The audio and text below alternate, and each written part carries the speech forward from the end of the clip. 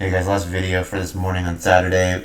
Kind of wondering, and people have asked me what could cause the market to really pull back hard, really, I don't want to say crash, but come down pretty damn hard because we know the backdrop is here for higher prices on equities. We know the Fed's very accommodative. So, what could cause the Fed not to be super accommodative?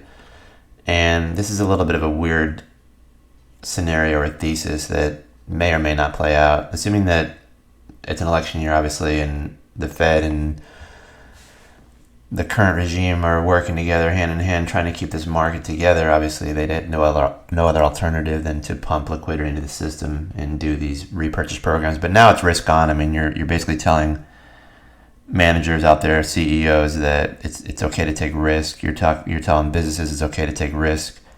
That capital's cheap here. Money is pretty much being thrown at everybody to go out and it's risk on, whether it's within your business or personal purchases that you do.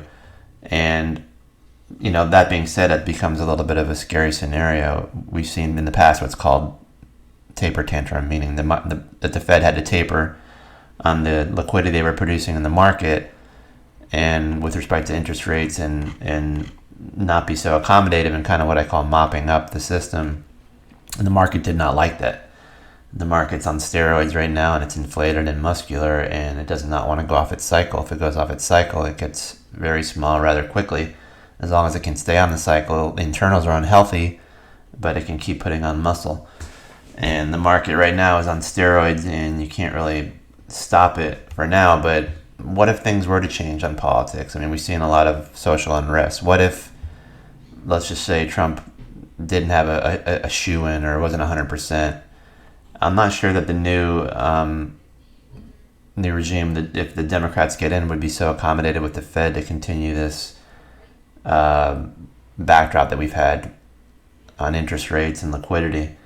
That could be a big problem for the market. So that's the only potential scenario I could see right now. I mean, we see the technicals in front of us; they don't lie. That's the most important thing. So I do expect, because we're setting it up right now. I mean, we are setting it up for some volatility coming in later this year. We've been talking about that since the rally began. So let's keep that on the docket. But I also been looking at some different lines here and directional changes on the S&P 500, trying to figure out with our lines where could we kind of run out of gas at. And sometimes we draw these little unique ranges, and they're not always drawn in the bottom of candles or on the tops of candles, but we kind of look for transitionary areas. And this candle obviously is important, so we wanted to catch that. We wanted to catch the bounce here because that was the last bounce before the big pullback. And then we had some grinding in here before we shot to the upside. So this is your three important pivotal areas here. And I think this is a very important shape change. So we wanted to catch that area and then catch these little transitional areas, this bounce here, and then failure, and then a retest. And then you had all this static in here. And then we retested the top end and then back tested it. So this candle is very important here as well. And then obviously the big pullback, we dropped down significantly, right? We try to bounce, not realizing how serious this would be with the coronavirus. And where do we fail at? Right on that line. So I do think this line is significant. If you guys can kind of replicate this, I don't know if you can freeze the screen because I'm going to keep it. And it's important for me because if, I have to have two scenarios in mind.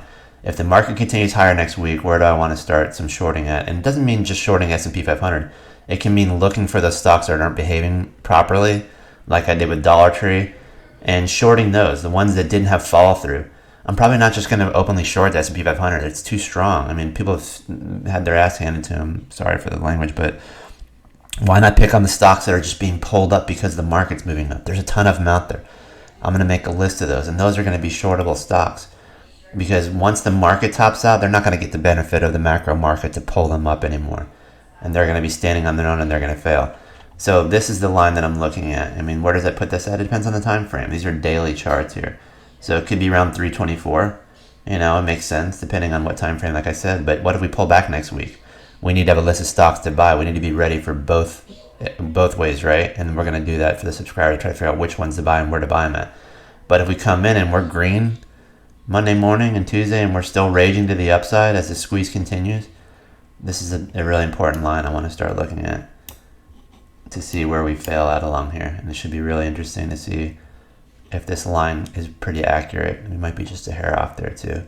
but somewhere in the 323 to 324 area, which would put us inside this candle right here. In fact, it probably would put us right around the close of the first downdraft candle.